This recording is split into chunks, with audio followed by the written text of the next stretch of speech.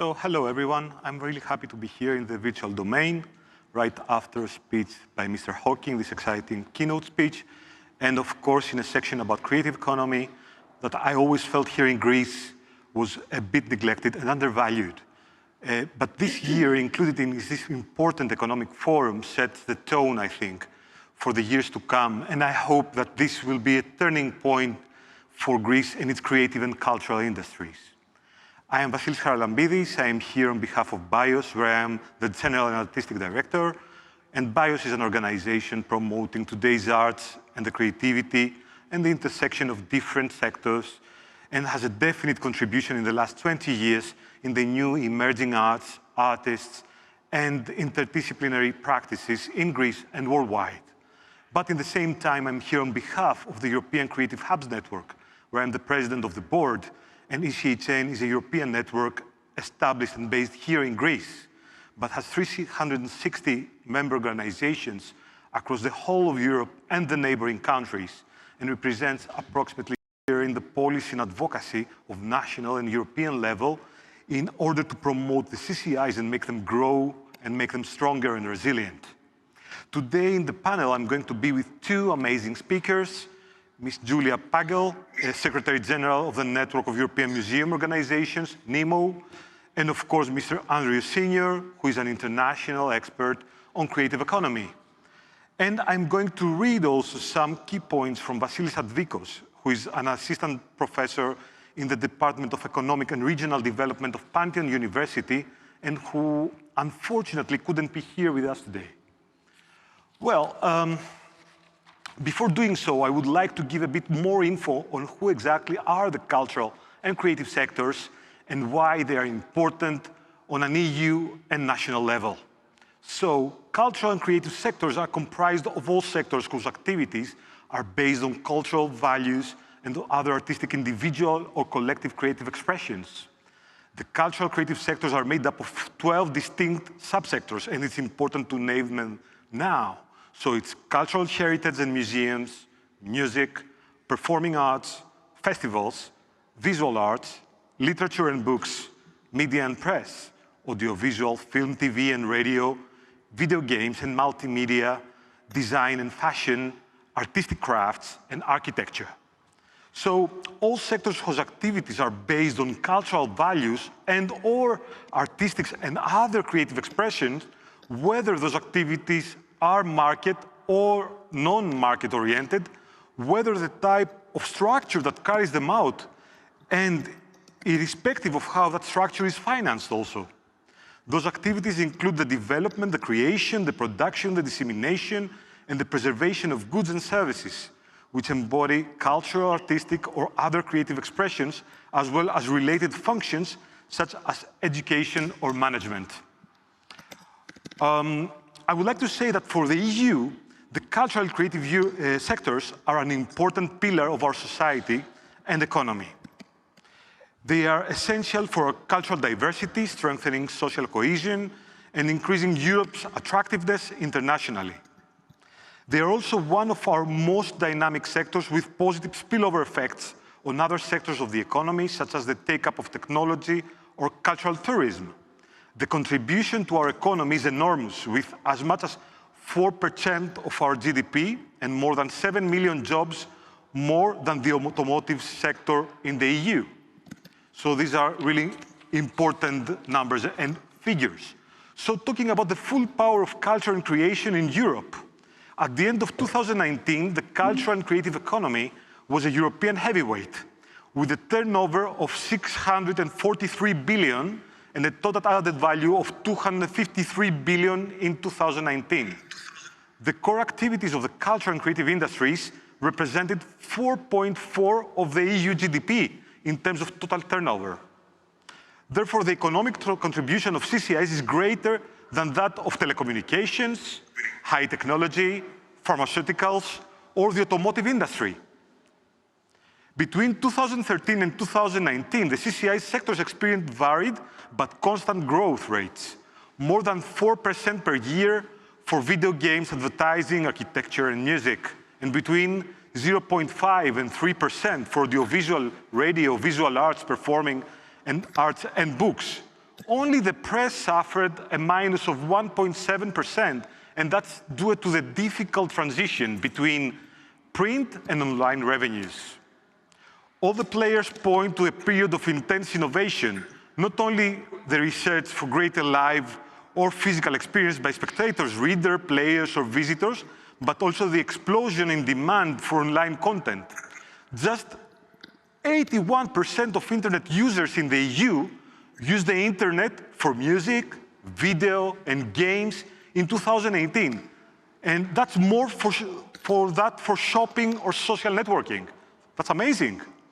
So just talking about the mapping of the creative ecosystem. Mr. Avdikos has conducted the only mapping on the cultural and creative industries in Greece for the Ministry of Culture back in 2016.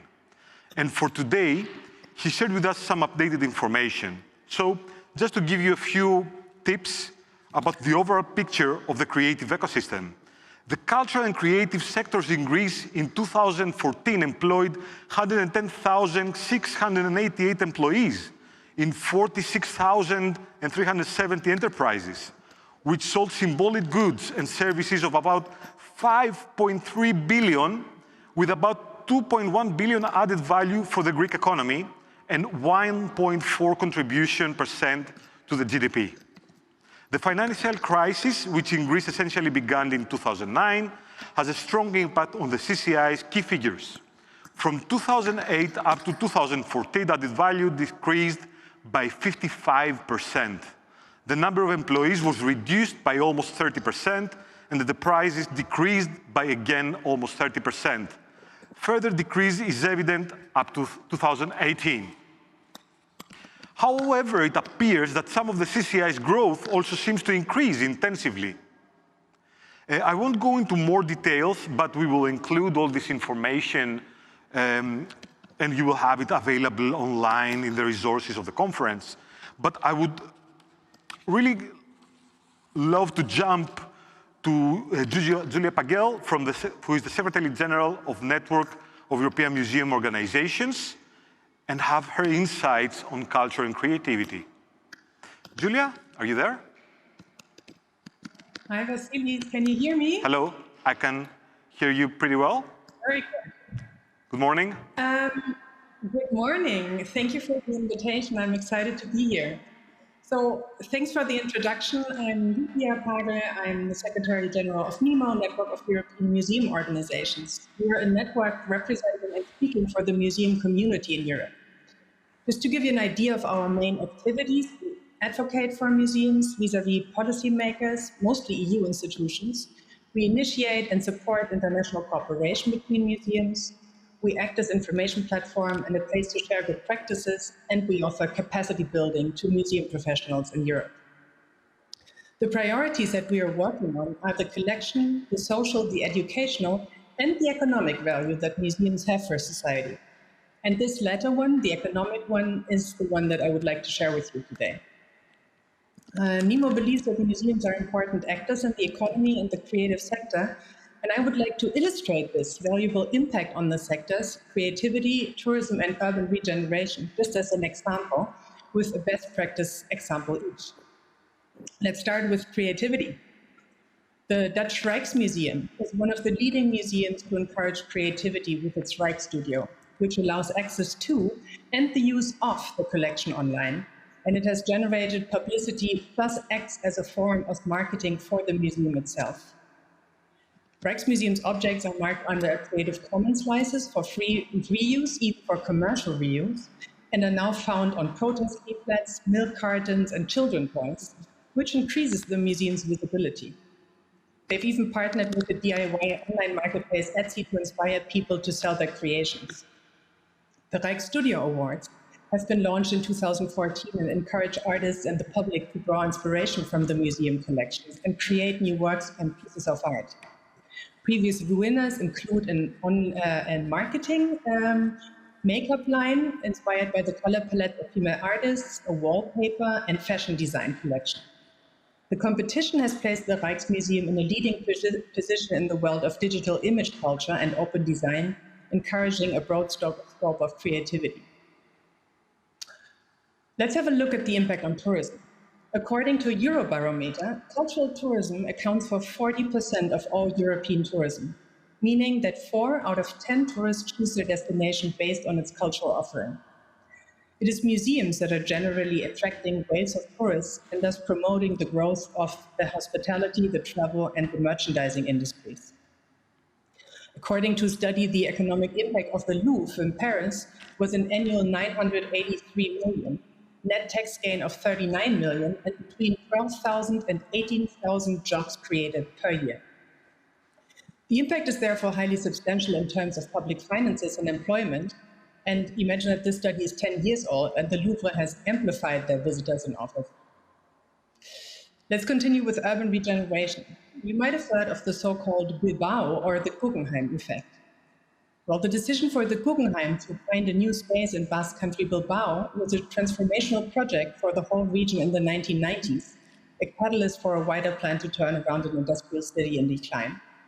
It was to be a driver of economic renewal, an agent of economic development that would appeal to a universal audience, create a positive image, and reinforce self-esteem, all of which it pretty much did. It has been rewarded with a steady million visitors a year.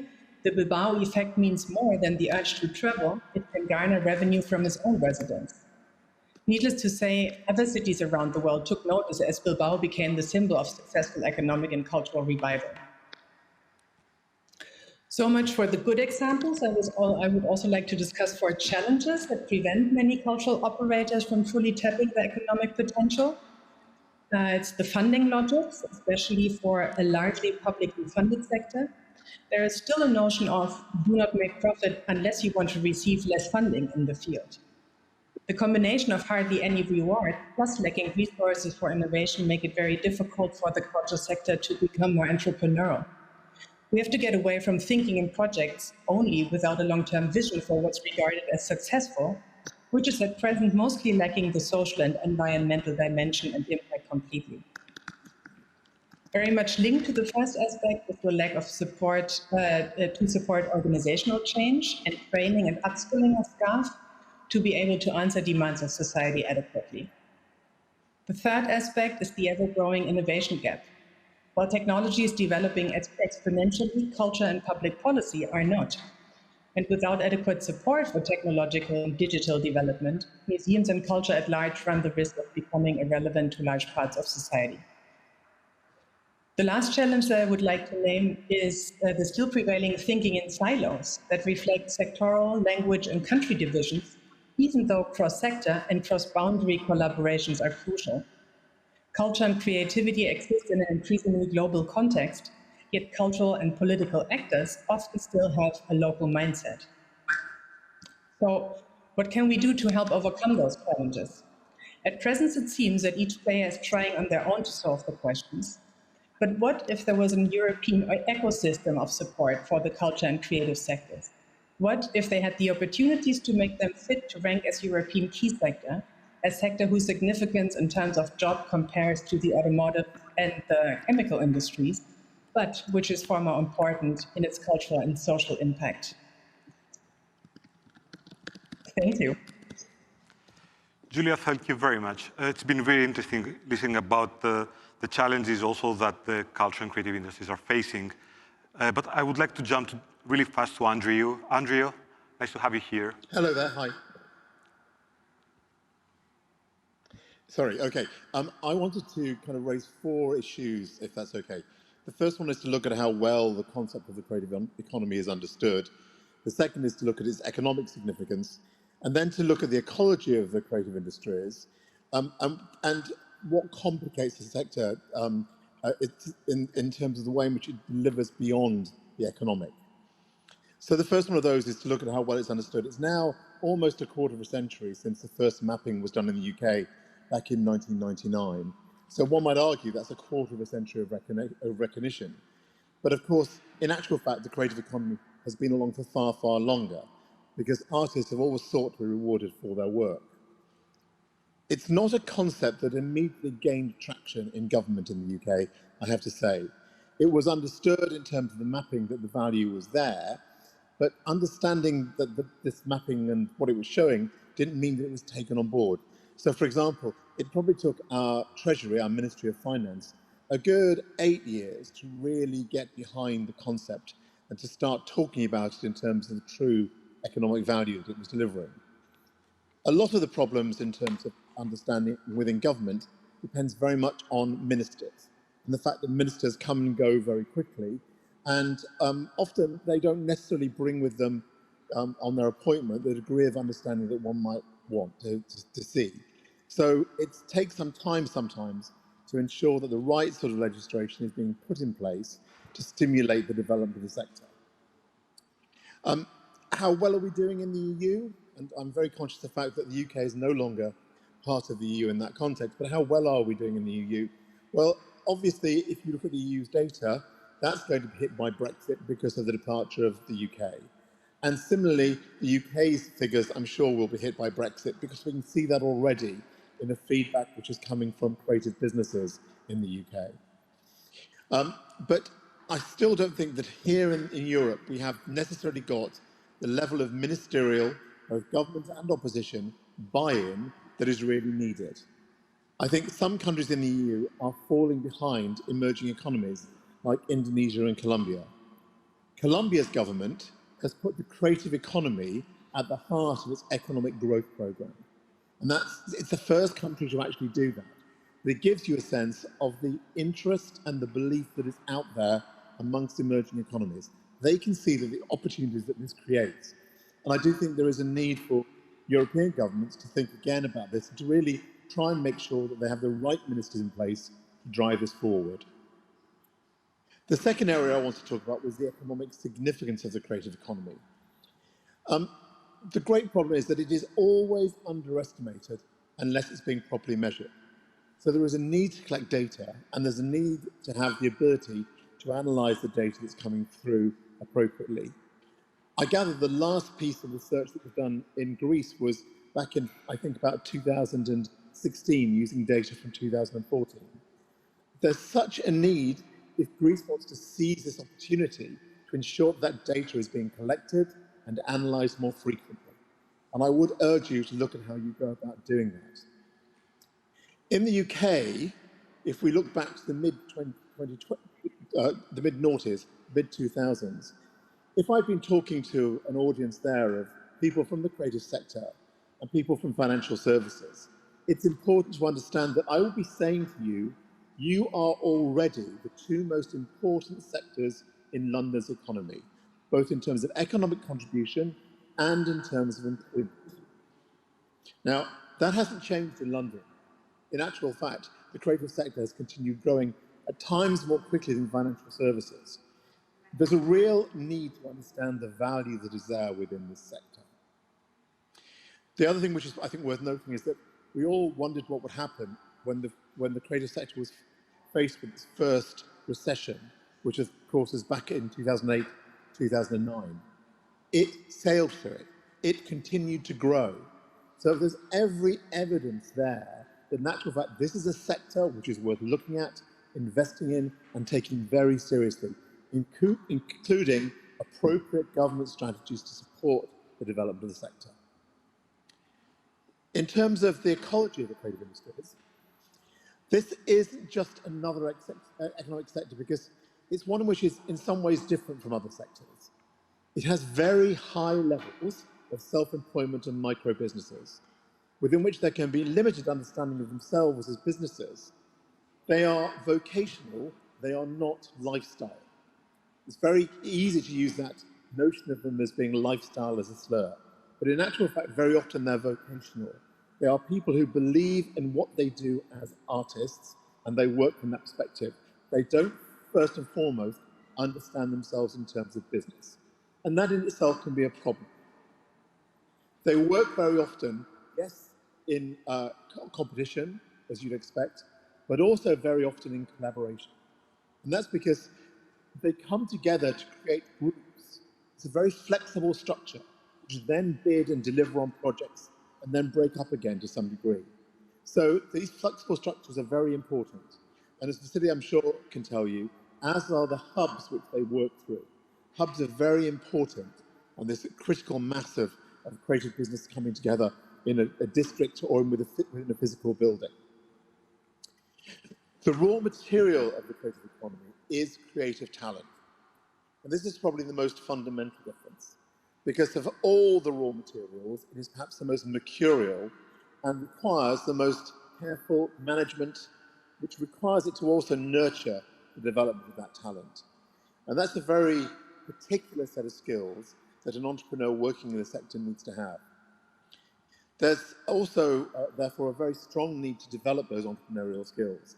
It's something which is often missing in the structures that are there in terms of, for example, our art schools and design schools. And we need to do more to encourage those schools to actually have those programs built into their systems. But I think that the other thing we have to recognize is the sector is being in the vanguard of these new ways of working. It is cross-sectoral in the way in which it thinks. It does work very easily across geographic boundaries. And diversity is understood within the sectors to be critical. It's seen as being something which is a real competitive edge. And finally, just to talk about what complicates the sector, I think it's important to understand that in many ways, this is a sector which is not just economic. It is also social and cultural. Many creative entrepreneurs are actually also social entrepreneurs. It's also decidedly cultural in terms of the way in which it works. It reflects back on society and fosters our understanding of who we are and the similarities between different cultures. And you can look at, for example, at the popularity of telenovelas from Latin America, in Russia and in Asia today. It also addresses issues around health and well-being. So the participation in arts and cultural activities, even passively, impacts positively on our well-being. And the arts have long been understood to be a tool, a very important tool, in healing, both physical and mental health. Then we can look at education, and we have to see the arts as a critical part of the learning process. Creativity and innovation are the bywords of how our sectors and societies advance. But arts education is critical to the stimulation of creativity and creative thinking. So we have to be talking not just about STEM, science, technology, engineering and mathematics, but also adding an A to that and making it STEAM, adding the arts into that equation. And finally, I'd also want to touch upon the whole importance, particularly in this very fragmented and difficult world today, of international relations and trade. I used to work for the British Council, and I know the importance of cultural relations in this context. And cultural relations, yes, is about education, but it is also about cultural exchange. It's about ensuring that we understand one another's cultures, and that by doing that, we understand one another. And as we come to do that by trading in creative industries, then we are able to ensure that we create a new and more importantly, a better world within which our economies and our societies can develop. Thank you. Andrew, thank you very much for your multi-layered presentation. And I really like the points about the economic contribution of the sectors, but also the mention in transversal skills and the importance of creativity and education and the relation amongst them. But really fast, because we have really limited times, we have something like 4 minutes. I would like to hear from you, Julia, and from you, Andrew, actually, your views on what's coming next of the new normal and what's important for the creative and cultural sectors.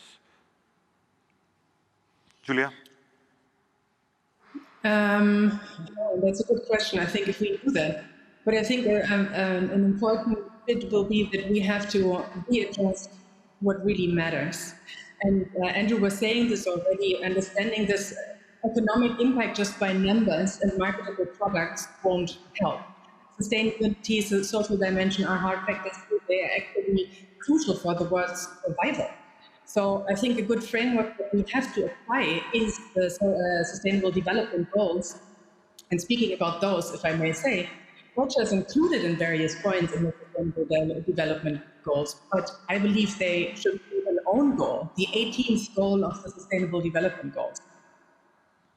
Great. Andrew, your take on this? I'd echo what Julia's saying as well. I mean, I think that in actual fact, we need to look at this not just from an economic perspective, though I obviously feel that's incredibly important, but it is, to my mind, about understanding that the wider impact of the sector, particularly because of my background, I guess, in cultural relations, in terms of the dialogue between nations at this particular moment in time.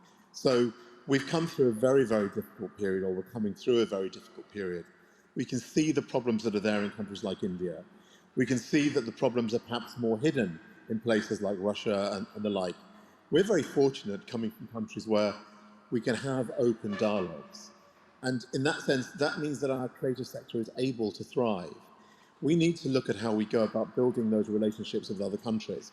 Because in that sense, this is not about competition. It's about finding new ways and new markets for the content that is being produced, but also ensuring that we are able to receive content from other places to better understand them as well. And I think that, you know, this needs to be a turning point in terms of how we look at the world and how we engage with the world. We've come through 4 very difficult years in terms of the way in which I think the world has been driven by the thinking behind the US government. And I think that now, you know, we are turning a corner as far as that's concerned, and we need to seize those opportunities. Great, Andrea. Thank you very much, and Julia, for your invaluable input. Unfortunately, the time is quite limited, but I think that this is, we are setting the grounds to kick off for also today's conversations later in the day. So thank you very much for being here, and yes, see you soon. It was a pleasure. Thank you. Take care. Bye-bye.